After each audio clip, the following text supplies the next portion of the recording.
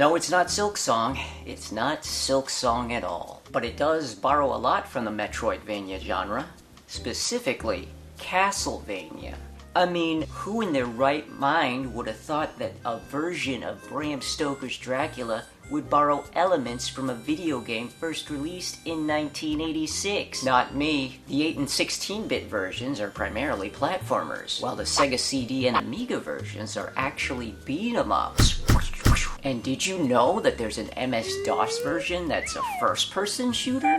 This game really got around in its heyday. Unfortunately, the Sega Genesis version didn't amount to anything good. But it does, however, have a pretty slammin' introduction animation.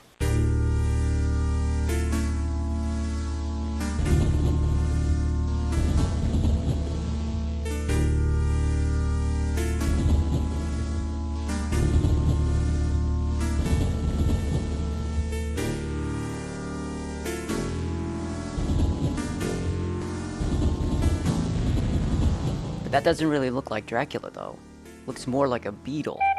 Or perhaps a passing resemblance to a certain princess named Hornet? The game stars Jonathan Harker on his journey to kill Dracula, which I can only assume because the game isn't very big on telling you a story. Maybe they assume you know it already. But as always, first things first. If there's no easy mode, just gotta crank up the lives and continues to maximum. Remember when that was actually a thing in video games? Right off the bat, you can kill a man lying on the ground. I don't know if that was an undead guy or a drunk guy, but either way, you could just obliterate him. In the upper right corner, you've got your lives or your guys, and in the lower right, you have your health bar.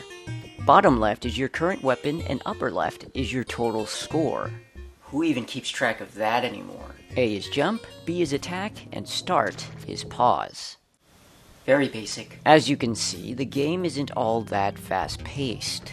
It's just walking, jumping, and avoiding or attacking enemies. There is kind of a directional arrow in the top center that sort of tells you where to go.